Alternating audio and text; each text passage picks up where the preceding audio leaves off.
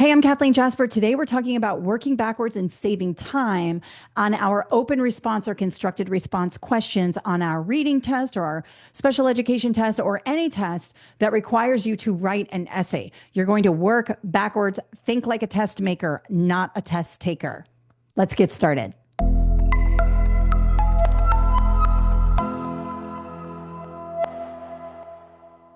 All right, so you're forever hearing me about working backwards and how it's so important. Let's see what that looks like when we're working on our constructed response. All right, so this is one of my presentations for our free Foundations of Reading test and Teaching Reading 5205. I just want to show you quickly how I work backwards. So you might get something like this, and we have a big old scenario, and we've got all this different stuff going on here. We've got these bullets here, and then we have the task. I want you to start with the task first. If you start reading this, you're going to be, consuming information you're not ready for yet. We need to work backwards so that we can structure our essays first. I feel like most people struggle with the structure because you don't know what to write and you don't know how to put it together. And the task helps you structure it. So let's have a look at here. It says, using your knowledge of foundational skills, write a response approximately 150 to 300 words. All right. And here's what they want you to do. You identify one strength. You identify one need or one weakness. Based on the need, identify an appropriate instructional activity and explain why the strategy is helpful. They do this a lot. They'll ask you to grab a strategy. Be prepared to explain why the strategy works. Now, we can break this up in a couple of ways. We could put our need and our strength in one paragraph and our strategy and our rationale as to why we use that strategy in one paragraph. So to make it a 2-paragraph constructed response. You could also do one need and for one paragraph, one strength for one paragraph, and then the strategy, one paragraph, and then the rationale for the strategy in another. You could break it up in 4. That's what I did here. I'm going to show you in a second, but you could break it up all different ways. All right. So now that we know, it looks like right away, now that I know what I want to do, I'm probably going to break it up. I'm going to actually change this up. I'm going to do two paragraphs, strength and need in one paragraph, and then strategy and rationale as to why I use the strategy in another paragraph. Let's have a look here. We have words read, errors, words correct per minute, still working backwards. I can see this is a fluency activity.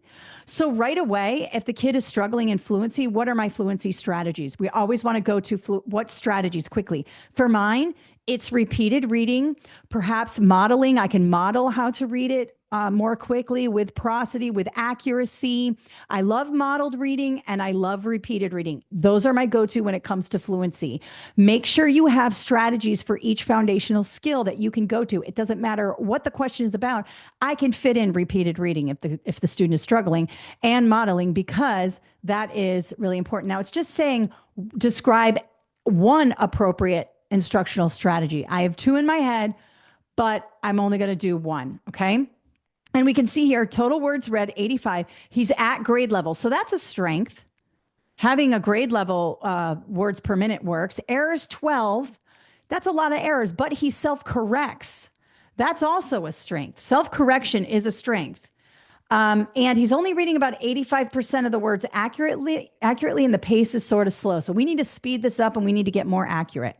So let's go ahead and break this up. Now, the way I did it before is I had this in 4 paragraphs, right? So I have the strength and I say his reading fluency pace is 85 words per minute, which is appropriate for his grade level. And he frequently self-corrects. I grabbed 2.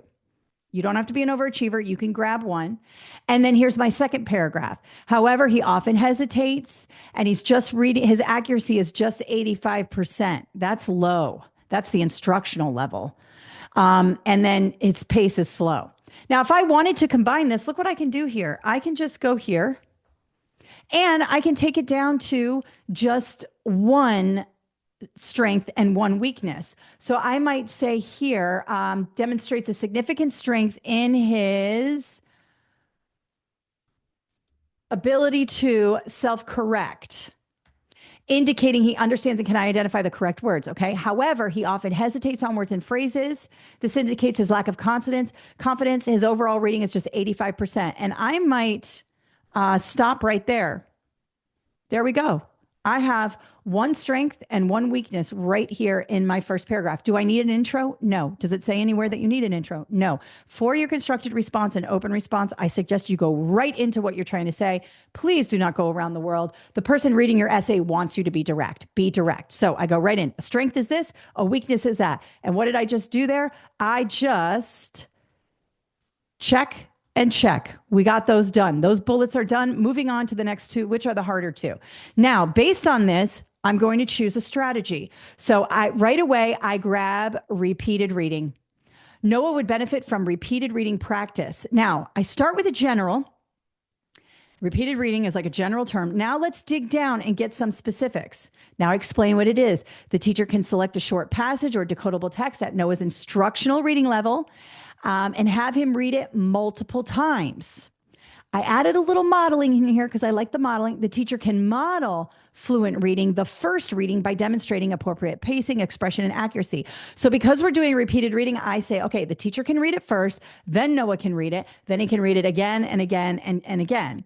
Noah would then practice the reading on his own while the teacher provides guidance and feedback. Over several sessions, the teacher can track Noah's progress. Notice I went just from repeated reading, and then I got very specific on how this teacher would use repeated reading.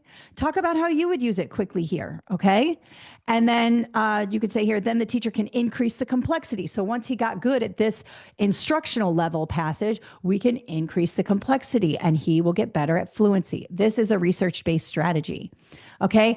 And then I have here, this instructional strategy would be effective for Noah because repeated reading helps build automaticity by recognizing words quickly and accurately.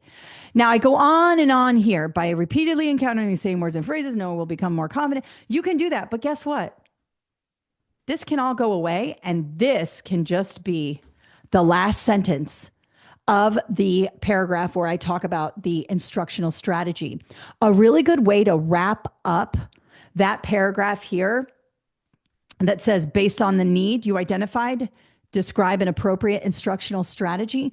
The best way to kind of wrap up that paragraph is to stick the rationale as to why the strategy is effective at the end. Let's read how that paragraph reads. We already talked about, okay, he can do the multiple times. The teacher can model.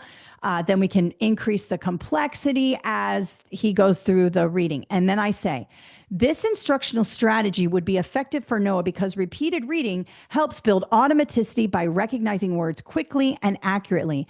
And don't we need to get a little quicker? His pacing is slow and his accuracy is just 85%. So this would be, these two paragraphs here would give me full points on the exam. You do not need 5 paragraphs. Nowhere in the prompt does it say that you need 5 paragraphs. The only thing it says is you need 150 to 300 words, and we have done that here. Shorter is sometimes better because you can then have time to proof it, look at it, make sure it has everything. And look, we did everything in the task. We identified a strength, we identified a need, we identified an appropriate instructional activity, repeated reading, and I added a little modeling in there that was kind of into the repeated reading, and then the rationale. Why is it effective? And it all works. One of the things I see people do is that they make it too complicated. Just break up that task by bullets. When you can combine paragraphs and it makes sense, that's fine. You can also do a paragraph for each bullet to make sure that you have satisfied the task. That is the most important thing when it comes to your constructed or open response questions. Let me show you where to get more resources if you are working on your reading exam. All right, just hop over to KathleenJasper.com and you can see under here, under study guides, we have the Foundations of Reading test.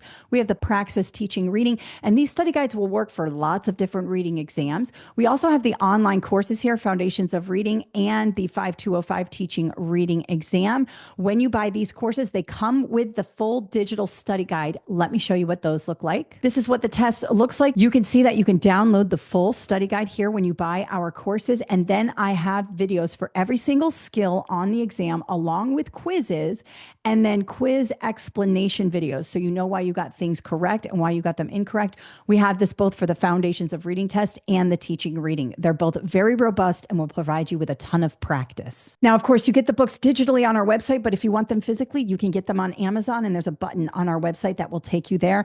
We have tons of 5-star reviews for our Teaching Reading products. People have really found them helpful, and I hope you do too. All right, thank you so much for watching today. If you have any questions, please put them in the comments below. Let us know how you are doing, and I hope you have an awesome day. Bye.